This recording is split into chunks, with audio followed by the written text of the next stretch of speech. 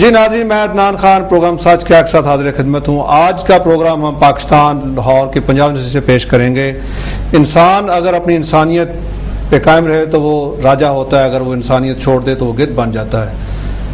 آدم خوری کی تاریخ بہت پرانی ہے۔ زمانہ قدیم میں انسان کو مردہ اور زندہ دونوں حالتوں میں کھاتا رہا ہے۔ آج کے جدید دور میں بھی پاکستان کے ایک گاؤں میں ایک ایسا قبیلہ ہے جو آدم خور کے نام سے جانا جاتا ہے۔ بکھر میں اپریل کے فرسٹ ویک میں ایک بہت افسوسناک واقعہ سامنے آیا کہ لوگ ایک گھرانہ پورا مردوں کو قبروں سے نکال کے اپنے کھانے کے لیے استعمال کرتا تھا۔ اس میں کیا پرابلم تھی؟ یہ ایک معاشی پرابلم ہے، سوشیالوجی کا پرابلم ہے، سائیکالوجی کا ہے، یا مذہب کا کردار ہے، یا سول سوسائٹی نے اپنا کردار ادا نہیں کیا؟ کون اس کا ذمہ دار ہے؟ آج ہم اس پہ بات کریں گے۔ پہلے میں اپنے مہمانوں سے آپ کا تعارف کروا دوں، ان سے بات کر کے جاننے کی کوشش کریں گے یہ کیا سمجھتے ہیں۔ ہماری آج کی پہلی مہمان ہیں فوزیہ صدر صاحبہ، سوشیالوجی ڈپارٹمنٹ سے آپ کا تعلق ہے۔ آپ کے ڈپارٹمنٹ میں کرمنالوجی بھی ہوتی ہے، سوشیالوجی بھی ہوتی ہے، اس پہ ہم بات کریں گے۔ ہماری دوسری مہمان ہیں ڈاکٹر عائشہ ستوت صاحبہ، آپ کلینکل سائیکالوجی کی پروفیسر ہیں۔ ہماری اگلی مہمان ڈاکٹر احسن اختر ناز صاحب ہیں، میس کمیونیکیشن میں یہاں پہ ڈائریکٹر ہیں، چیئرمین آف دی ڈپارٹمنٹ جس کو کہتے ہیں۔ ڈاکٹر صاحب ویلکم ٹو دی شو۔ ہماری آخری مہمان ڈاکٹر نمانہ احمد صاحب امجد صاحب ہیں، اپلائیڈ سائیکالوجی کی ٹیچر ہیں۔ ڈاکٹر صاحب آپ ویلکم ٹو دی شو۔ فوزیہ صاحب، آپ اس سارے مسئلے کو کیسے دیکھتی ہیں؟ یہ پرابلم ہے کیا؟ عدنان صاحب، میں کسی سنگل فیکٹر کو اس کا رسپانسبل نہیں کہوں گی۔ دے آر ملٹیپل فیکٹرز جو کہ اس کے ذمہ دار ہیں، اور یہ فیکٹر پرسنل لیول پہ بھی ہیں اور سوشل لیول پہ بھی ہیں۔ سب سے پہلے اگر ہم اس فیملی کو دیکھیں جس میں یہ پریکٹس کیا جا رہا تھا، تو میں نے جب اس کیس کو پڑھا ہے، اس کے ریلیٹڈ انفارمیشن لی ہے، جو مجھے پتہ چلا ہے تھرو ڈفرنٹ سورسز سے، کہ when we are investigating their life histories, کہ بہت چھوٹی عمر میں ان کی والدہ فوت ہو گئی تھی، چونکہ مدر جو ہے وہ بیسک انسٹیٹیوٹ ہوتا ہے آپ کو مورالٹی سکھانے کا، اچھائی برائی سکھانے کا، کسی بھی معاشرے میں، اسپیسیفکلی ہماری سوسائٹی میں۔ اب وہ مسنگ تھی۔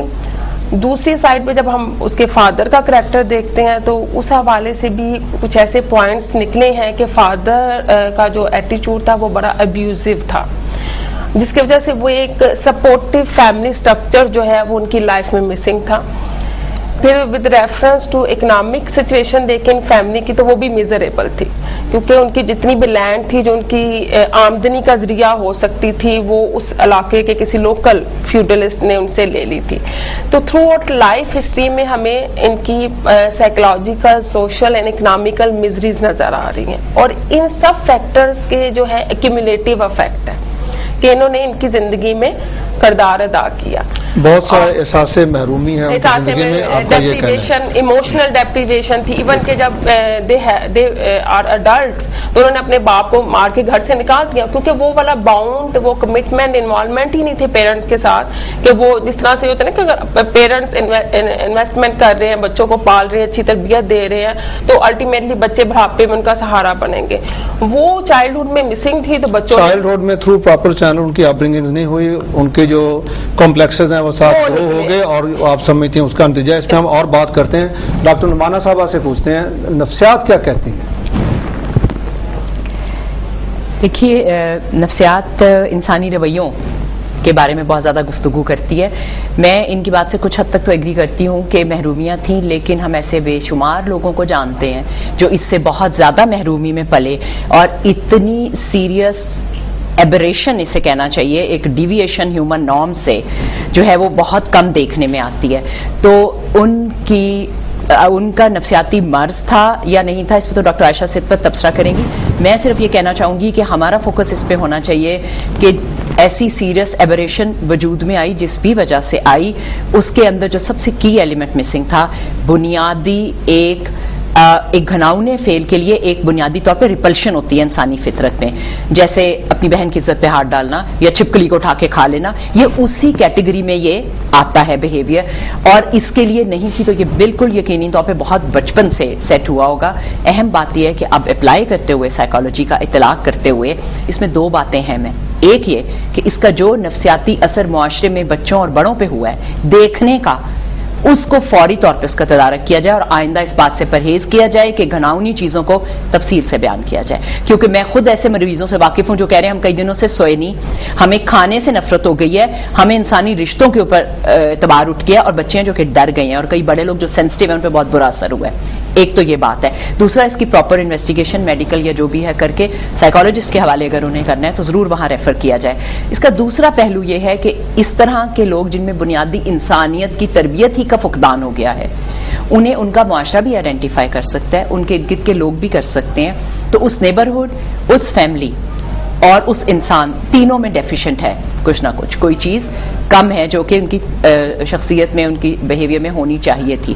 تو اس کی کریکشن مورل لیول پہ بھی اور پنشمنٹ کے لیول پہ بھی وہ بہت ضروری ہے. بہت ضروری. ڈاکٹر ناز صاحب آپ سے پوچھتے ہیں، میڈیا نے جو اس میں رول ادا کیا ہے، آپ اس سے مطمئن ہیں؟ کیا سمجھتے ہیں کہ وہ پازیٹیو رول تھا، افیکٹو میسج گیا عوام کے لیے؟ دیکھیں جی، میڈیا کے بارے میں ہم پڑھتے پڑھاتے یہ ہیں کہ میڈیا جو ہے وہ معاشرے کی آنکھ ہے، معاشرے کا کان ہے اور معاشرے کا ناک ہے، یعنی اسمیل کرتا ہے، دیکھتا ہے، سنتا ہے. تو میڈیا جو کچھ دیکھتا ہے وہ تو اس کو رپورٹ کر دیتا ہے. یہ تو سائیکولوجیکل فیکٹر ہو سکتا ہے یا اس کی اپنی کوئی ڈیزائر یا کوئی شوقیہ کر سکتا ہے. اگر let's make one point clear, ہمارے پاس کنفرم رپورٹ نہیں کہ لندن میں سیل ہوا ہے، یہ ایک رپورٹ ہے اور اس میں بھی کہا گیا کہ افریقہ کے لوگ یہ کام کرتے ہیں، جادو ٹونے کی غرض سے کرتے ہیں. اگر میں اس پہ فوکس کروں نا تو یہ ہے کہ سوشل کنٹرول کے میکانزم کیا ہے کسی بھی کمیونٹی میں، کیونکہ اٹ از کنسیڈر کہ یہ جو ہے وہ ڈیوینسی ہے اور ایک سوشل نام سے ہٹ کے بیہیویئر ہے. تو جہاں تک اس کمیونٹی یا اس کیس کا واقعہ ہے تو ارد گرد کے جو لوگ تھے ان میں سے ایسے بھی تھے جو جانتے تھے لیکن وہ اس چیز کو ہائی لائٹ نہیں کر رہے تھے. انہوں نے یہ کیا کہ اس پوری فیملی سے بائیکاٹ کر لیا. اب ان کا جو بائیکاٹ کرنا تھا وہ ان کے بیہیویئر کو فردر ری انفورس کر رہا تھا. ان میں ایک طرح کی یہ فیلنگ ڈیولپ ہو گئی تھی کہ اگر دوسروں کی ہماری پرواہ نہیں تو ہم بھی نہیں ان کی کر رہے.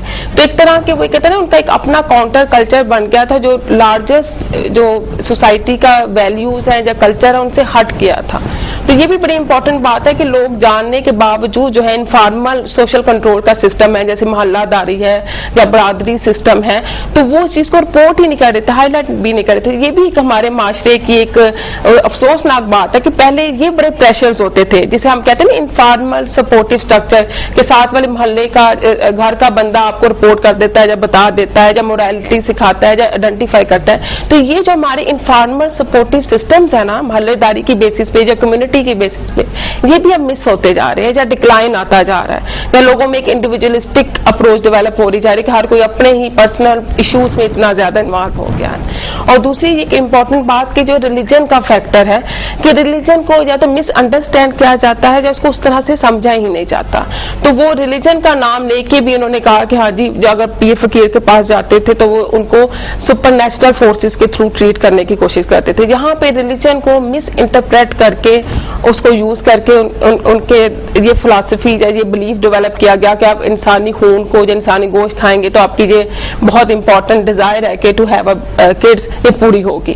ایک اور important factor in this regard کہ آپ جہاں تک بات کرتے ہیں نا کہ یہ مسنگ یا کچھ چیزیں کمیونٹی میں یا فیملی میں یا ان کی اپنی پرسنالٹی میں اور جیسے ڈاکٹر عائشہ نے بھی بات کی اکاؤنٹیبلٹی کی تو اکاؤنٹیبلٹی صرف انڈیویجول کی رسپانسبلٹی نہیں ہے. معاشرہ دوسرے ادارے جو ہیں جو کہ ٹیچ کر رہے ہیں ہمیں ویلیوز کو یا ہمیں سروسز پرووائڈ کر رہے ہیں وہ بھی اکاؤنٹیبل ہیں.